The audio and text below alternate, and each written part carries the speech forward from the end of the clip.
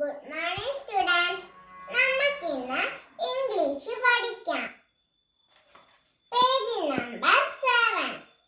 Unit 1, 2 ants. Who are in the picture? ഈ പിക്ചറിൽ ആരൊക്കെ കാണാൻ സാധിക്കുന്നു? Ants, sun, flowers, grass.